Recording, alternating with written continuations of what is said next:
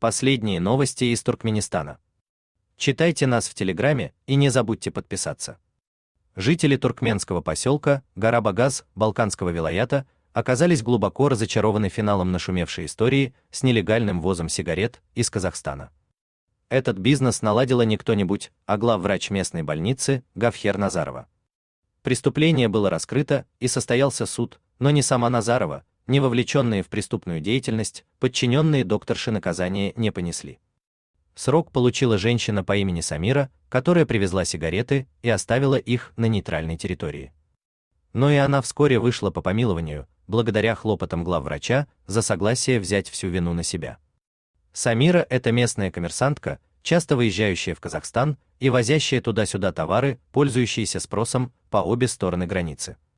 С местной районной больницей ее связывала дочь, работающая санитаркой в подчинении главного врача Гафхер Назаровой.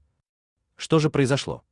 В конце весны-начале лета этого года Самира в очередной раз съездила в соседнюю страну и привезла оттуда в том числе товар для Назаровой.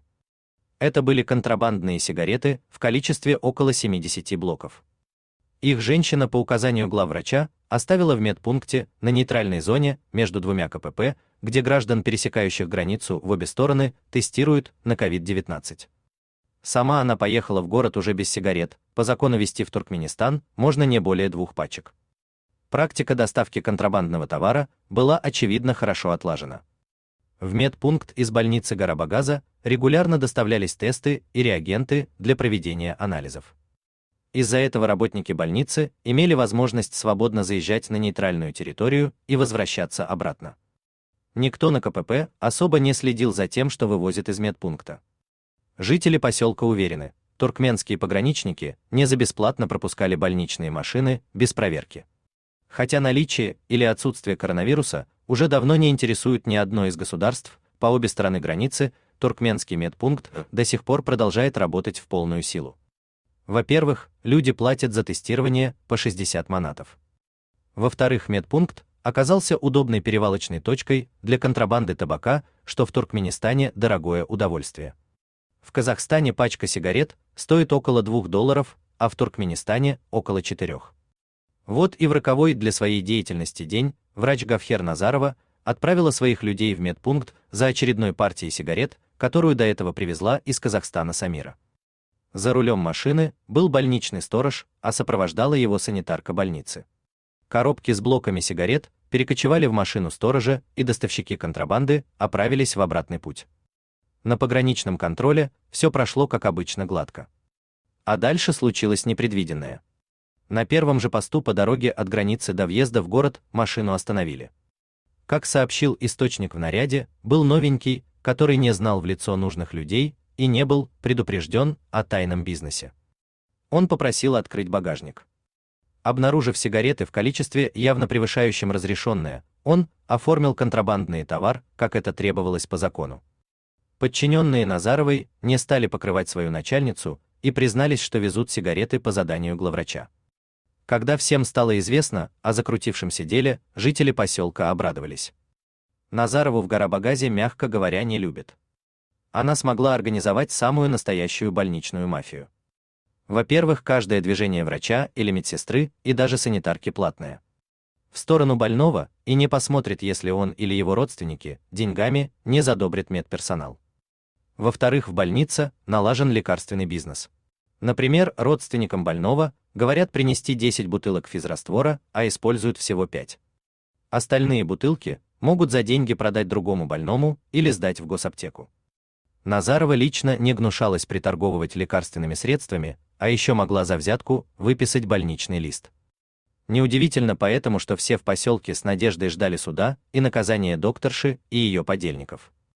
Каким же стало разочарование жителей, когда оказалось, что Назарова не только не была осуждена как организатор преступного бизнеса, но даже не уволена с должности главврача.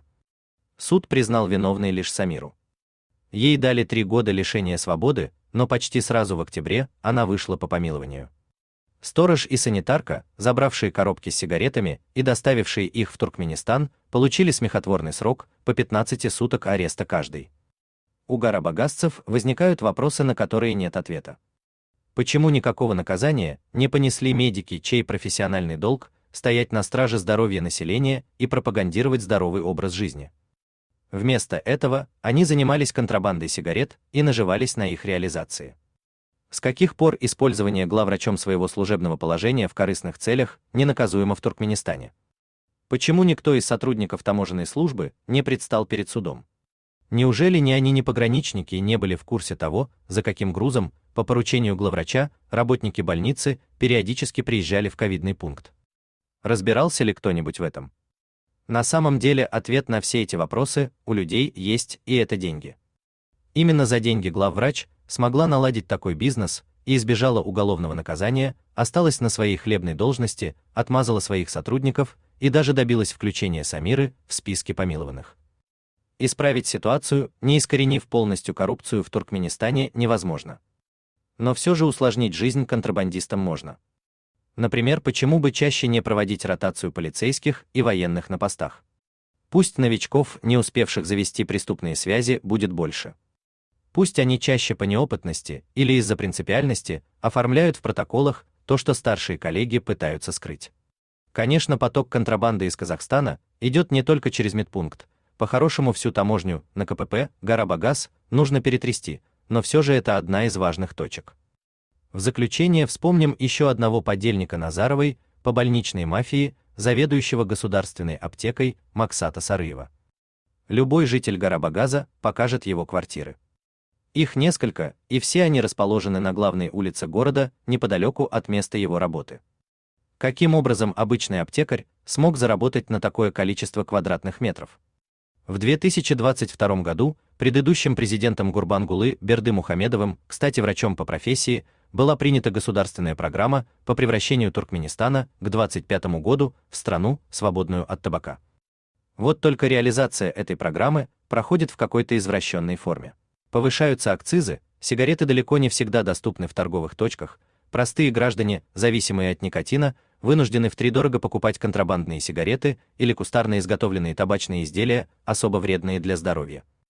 При этом обеспеченные люди, и в том числе связанные с семьей президента, свободно курят запрещенные кальяны и электронные сигареты и выкладывают снимки в соцсетях. А на примере Назаровой можно видеть, что некоторые коллеги Бердымухамедова врача воспринимают антитабачную кампанию не как способ улучшить здоровье населения, а как возможность нелегального заработка. И никакого наказания они за это не несут. Хотите сообщить что-то важное? Пишите нам в секретном чате Телеграма. Мы никогда не раскрываем свои источники и гарантируем вам полную анонимность.